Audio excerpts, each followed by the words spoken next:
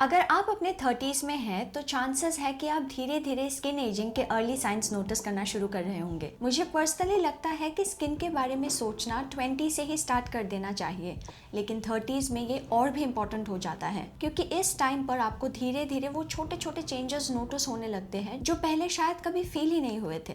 Hi, my name is JB. I am in my mid 30s। मुझे लगता है कि 30s एक ऐसा फेज है जब सब लोग थोड़ा कंफ्यूज्ड होते हैं। सबको लगता है अब स्किन के साथ एग्जैक्टली क्या करना चाहिए, रूटीन चेंज करें, न्यू प्रोडक्ट्स ट्राई करें या सिंपली जो चल रहा है वही कंटिन्यू करें। इसीलिए मैं आज आपके साथ 10 सिंपल चीजें शेयर करूंगी जो आपकी स्किन को उसका बेस्ट लुक देने में हेल्प कर सकती हैं। But before we decide what we should be doing for our skin in our 30s, it is important to understand the skin ageing process. जब तक हमें पता ही नहीं होगा कि स्किन के अंदर क्या चेंजेस हो रहे हैं, तब तक हम उसका सही सोल्यूशन भी नहीं चूज कर पाएंगे। यूजुअली जब लोग लेट 20s या अर्ली 30s में एंटर करते हैं तो कुछ स्पेसिफिक स्किन चेंजेस नोटिस होने लगते हैं जो धीरे धीरे थोड़ा बॉदर करने लगते हैं। सबसे कॉमन चीज है डलनेस।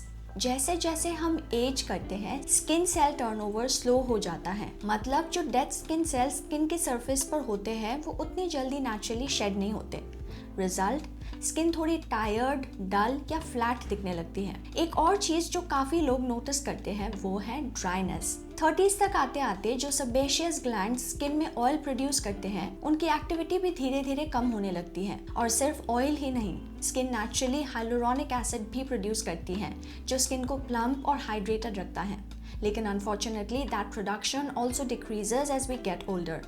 इसलिए कभी कभी स्किन थोड़ी टाइट या डिहाइड्रेटेड फील होने लगती है। 30s में एक और सटल चेंज होता है जो शायद पहले नोटिस ना आए, वॉल्यूम लॉस। फेस के अंदर जो फैट पैड्स होते हैं वो धीरे धीरे डिसेंड और श्रिंक होने लगते हैं। इस वजह से कभी कभी चीक्स या टेम्पल्स में थोड़ी हॉलोनेस नजर आने लगती है। और फिर आते हैं हार्मोनल चेंजेस। जैसे जैसे हम एज होते हैं हार्मोन्स भी शिफ्ट होने लगते हैं।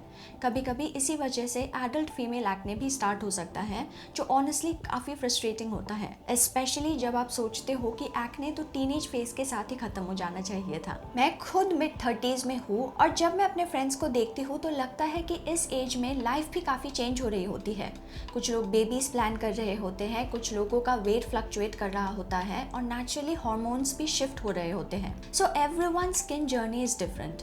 हो सकता है आप ये वीडियो अपने 20s में देख रहे हो क्योंकि आपको early signs of ageing notice हो रहे हैं, और हो सकता है आप लेट 30s या 40s में हो और आपकी स्किन अभी भी काफी स्टेबल है। कुछ लोग लकी होते हैं और उन्हें ये चेंजेस बहुत लेट लाइफ में एक्सपीरियंस होते हैं, और कुछ लोगों को ये चेंजेस थोड़ा जल्दी फील होने लगता है।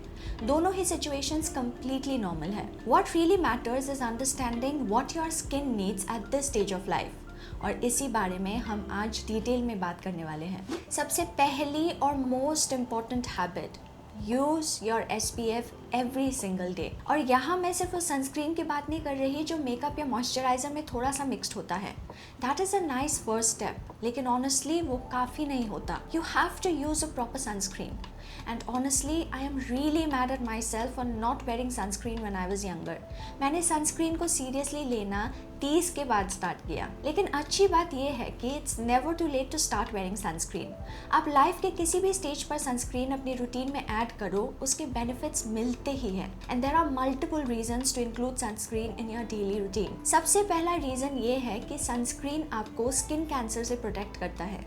UV रेडिएशन स्किन के DNA को डैमेज करता है और long term exposure skin cancer का रिस्क बढ़ा सकता है। लेकिन सनस्क्रीन का बेनिफिट सिर्फ प्रिवेंशन तक लिमिटेड नहीं है। रिसर्च भी ये शो करता है कि सनस्क्रीन स्किन एजिंग को स्लो कर सकता है और कुछ केसेस में साइंस ऑफ एजिंग को इम्प्रूव भी कर सकता है। ऑस्ट्रेलिया में एक 4.5 साल का रैंडमाइज क्लिनिकल ट्रायल हुआ था जिसमें 900 से ज्यादा एडल्ट्स को ट्रैक किया गया। जो लोग डेली सनस्क्रीन यूज कर रहे थे उनमें 24% लेस स्किन एजिंग देखी गई कंपेयर टू लोग जो सनस्क्रीन कभी कभी यूज करते थे। रिसर्चर्स ने भी ऑब्जर्व किया कि जो लोग रोज सनस्क्रीन यूज कर रहे थे उनमें स्किन एजिंग का प्रोग्रेशन ऑलमोस्ट नेग्लिजिबल हो गया था ड्यूरिंग द स्टडी पीरियड। इसीलिए सनस्क्रीन सिर्फ फ्यूचर रिंकल्स प्रिवेंट नहीं करता बल्कि एग्जिस्टिंग डैमेज को और बढ़ने से भी रोकता है। एक और बात, anything less than SPF 30 is not that effective, specially Indian sun के लिए। हमारे यहाँ यूवी इंडेक्स काफ़ी हाई होता है, तो SPF 30 कभी कभी अनफ नहीं होता,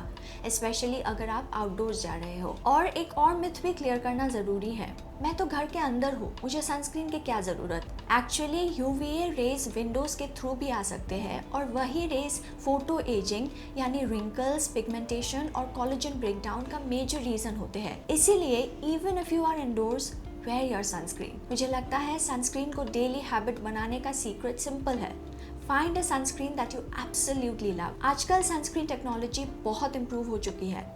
Different textures, gel formulas, matte finishes, tinted sunscreens. There is literally a sunscreen out there for everyone. At the end of the day, no skincare ingredient will protect your skin the way a sunscreen does. दूसरी चीज़ जो मैं strongly recommend करूँगी, topical retinoids. Dermatology की दुनिया में retinoids को almost holy grail anti ageing ingredient माना जाता है, और इसका रीज़न भी है। रेटिनॉइड स्किन पर मल्टीपल लेवल्स पर काम करते हैं। सबसे पहले they help reduce fine lines and wrinkles.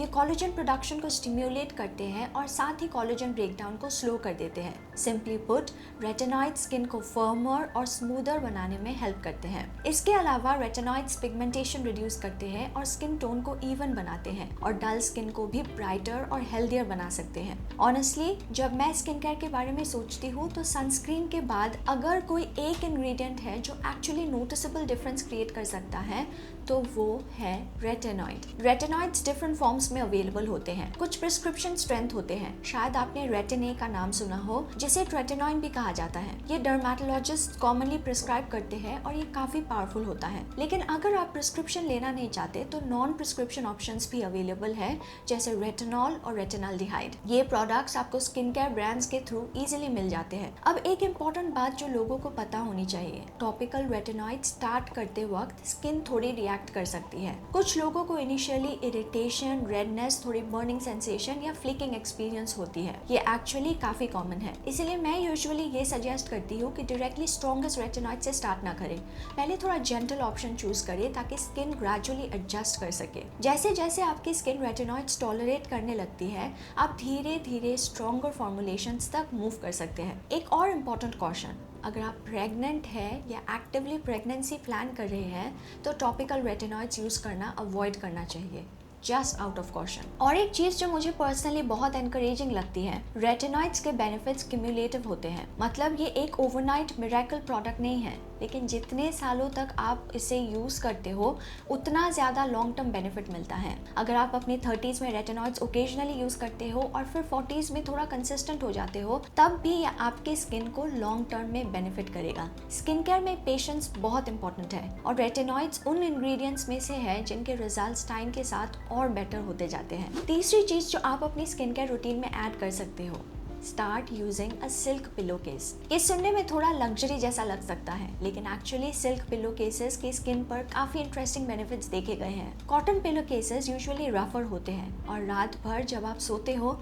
तो आपका फेस बार बार पिलो से रब करता है।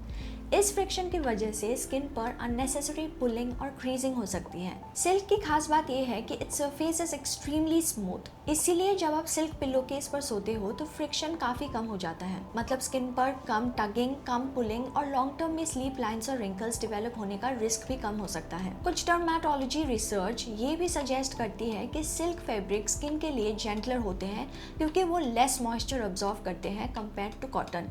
मतलब रात भर आपके स्किन की नेचुरल हाइड्रेशन थोड़ी बेटर प्रिजर्व रह सकती है। एक और इंटरेस्टिंग बेनिफिट ये है कि सिल्क बैक्टीरिया और डस्ट को कॉटन की तरह इजीली ट्रैप नहीं करता, इसलिए कुछ लोगों को लगता है कि उनकी स्किन क्लीनर और कामर फील करती है। Of course silk pillow cases शुरू में थोड़े एक्सपेंसिव लग सकते हैं, लेकिन अगर आप लॉन्ग टर्म सोचो तो ये एक वन टाइम इन्वेस्टमेंट जैसा है जो आपके स्किन और हेयर दोनों को बेनिफिट कर सकता है। और honestly when you start sleeping on a silk pillow case, it just feels amazing on the skin. So अगर आप अपनी स्किन केयर रूटीन में एक स्मॉल बट मीनिंगफुल अपग्रेड करना चाहते हो, switching to a silk pillow case can be a really good step in the long run. जैसे जैसे हम 30s में एंटर करते हैं, स्किन नेचुरली थोड़ी ज्यादा ड्राई और डिहाइड्रेटेड फील करने लगती है, इसीलिए सिर्फ मॉर्निंग और नाइट स्किन केयर रूटीन कभी कभी अनफ नहीं होता। दिन के बीच में भी स्किन को थोड़ा हाइड्रेशन बूस्ट देना बहुत हेल्पफुल होता है, इसीलिए टोनर स्प्रेज या फेस मिस्ट बहुत कन्वीनियंट ऑप्शन होते हैं, स्पेशली अगर उनमें सेरामाइड्स हो। सेरामाइड्स एक्चुअली लिपिड्स होते हैं जो स्किन बैरियर का इंपॉर्टेंट पार्ट होते हैं। ये स्किन के सेल्स को एक साथ होल्ड करके रखते हैं और मॉइस्चर को लॉक करने में हेल्प करते हैं।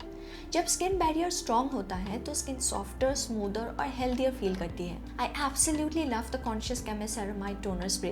ये लाइट वेट है और स्किन को इंस्टेंटली रिफ्रेश और हाइड्रेट कर देता है। इस टाइप के स्प्रेज का एक और इम्पॉर्टेंट बेनिफिट ये है कि ये ट्रांस एपिडर्मल वाटर लॉस को रिड्यूस करने में हेल्प करते हैं। सेरामाइड स्किन बैरियर को स्ट्रेंथन करके मॉइस्चर को स्किन के अंदर होल्ड करने में हेल्प करते हैं, जिससे स्किन दिन भर बेटर हाइड्रेटेड फील करती है। इसलिए अगर आपको लगता है कि दिन के बीच में स्किन थोड़ी टायर्ड या डिहाइड्रेटेड फील करने लगी है तो एक सेरामाइड टोनर स्प्रे अपने बैग में रखना एक सिंपल लेकिन इफेक्टिव हैबिट हो सकती है। बस 1-2 स्प्रेज और स्किन इंस्टेंटली फ्रेश और कंफर्टेबल फील करने लगती है। अगला टिप है start double cleansing instead of using makeup remover wipes. बहुत लोग रात को मेकअप रिमूव करने के लिए मेकअप रिमूवर वाइप्स यूज करते हैं क्योंकि वो कन्वीनियंट लगते हैं, लेकिन प्रॉब्लम ये है कि वाइप स्किन पर काफ़ी टग और पुल करते हैं।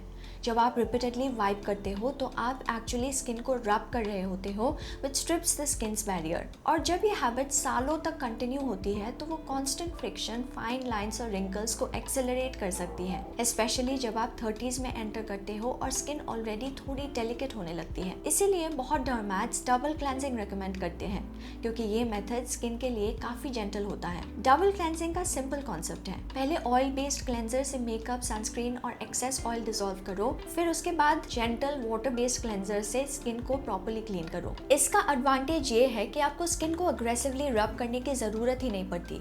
ऑयल क्लेंजर इजीली मेकअप और सनस्क्रीन को मेल्ट कर देता है एंड सेकंड क्लेंजर और फेस वॉश स्किन को थर्डली क्लीन कर देता है। Result, clean skin without unnecessary friction.